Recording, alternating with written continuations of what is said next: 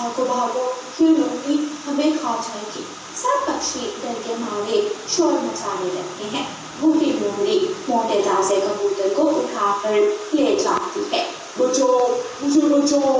लेकिन डर के मारे कोई पक्षी आगे नहीं बढ़ता। उस दिन के बाद बुलबुल अपना ढाबा बंद कर देती है। रामू चिड़िया अपनी माँ वाले जंगल से वापस आती है। बुलबुल का बंद ढाबा देखकर रामू चिड़िया बुलबुल के घर जाती है और बुलबुल से ढाबा बंद करने की वजह पूछती है। बस क्या बताऊँ रामू बहन, उस दिन अपनी आंखों के सामने कबूतर को लोमड़ी का शिकार बनता देखकर मेरी तो दोबारा हिम्मत नहीं हुई कि मैं ढाबा खोलूं। ऐसा लगता है कि न कहीं मैं ही कबूतर की मौत की जिम्मेदार हूँ। मेरे ढाबे पर हुआ सब और मैं खड़ी तमाशा देखती रही।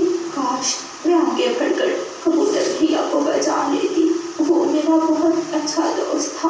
बुलबुल की आंखों में आंसू आ जाते हैं। बस बुलबुल बहन, आप रोए नहीं, हमको कौन टाल सकता है। एक मिनट तो सही ढाबा बनाएंगे, लेकिन इस बार जमीन पर नहीं, पेड़ पर। मैं सच्ची नहीं रामू बहन, मैं सुबह बरगद के पेड़ के पास आऊंगा, मैं आपको सब बता दूंगी। उसके बाद रामू चिड़िया कालू कौवे के पास जाती है और उसे भी बरगद के पेड़ के पास आने का कह देती है। फिर अगले सुबह सब पक्षी बरगद के बड़े पेड़ के पास जमा हो जाते हैं। क्यों ढाबा बनाना है फिर से? नहीं रामू बहन, तुम्हारा उनके जैसा कोई भी हादसा देखने की हिम्मत नहीं है मुझ पे। वो लोमड़ी तो पहले ही हमारे दिलों में अपना डर बिठाना चाहती है और इस तरह अगर हम उसे डरेंगे तो वो तो और ज्यादा अपनी हद से भर जाएगी। हमें कुछ ना कुछ तो करना पड़ेगा। मैं भी उस लोमड़ी को मजा चिखाना चाहती हूँ। रामू बहन, बस आप बताओ कि मुझे क्या करना है, मैं आपके साथ हूँ। और मैं भी आपके साथ ही। फिर रामू चिड़िया सब दोस्तों को अपनी योजना बताती है।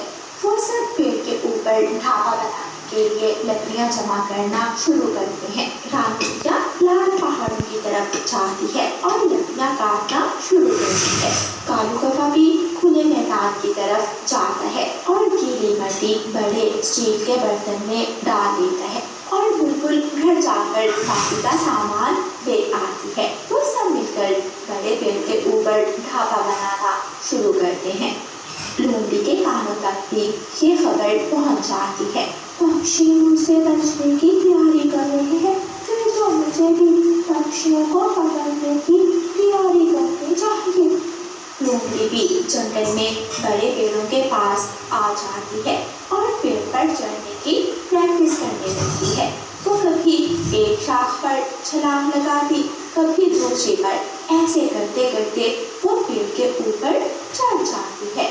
लेकिन जैसे ही लोमड़ी नीचे देखती है, उसे चक्कर आ जाता है और सीधी नीचे गिर जाती है।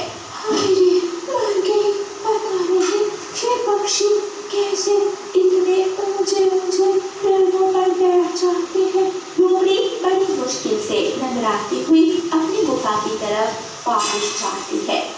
उधर पक्षियों ने पेड़ के ऊपर अपना ढाबा बना दिया था और अपने ढाबे का नाम रखा था द फ्लाई फूड ढाबा।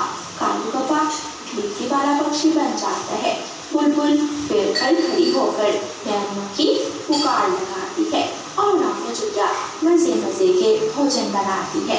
कुछ ही देर में पेड़ पर कस्टमर्स का रश लग जाता है। मैं अब पेड़ पर छलांग नहीं लगा सकती, अब मैं क्या करूं? भूख भी पकड़ लगी है, अब मुझे कोई दूसरी योजना बनानी होगी।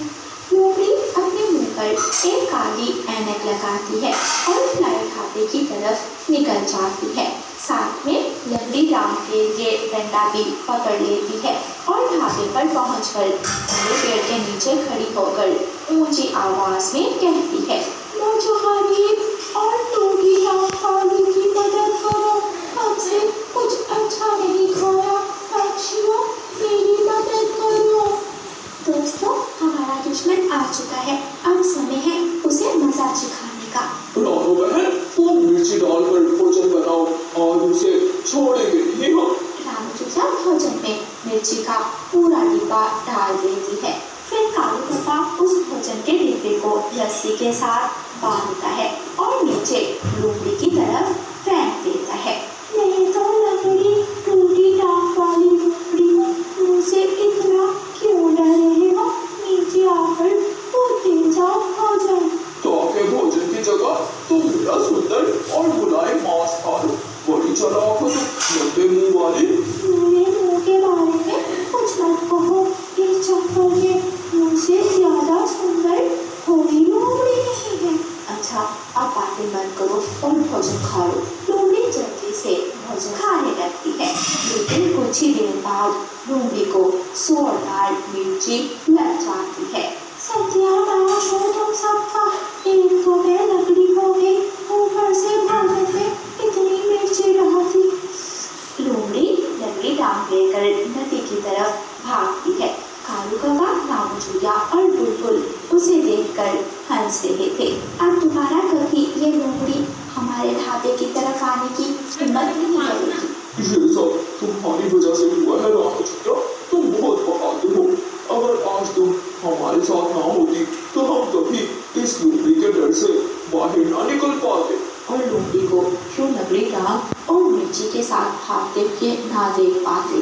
वो सब हंसने लग जाते हैं। अब उनका फ्लाई ढाबा बहुत अच्छे से चल रहा था और लोमड़ी का कोई डर भी नहीं था।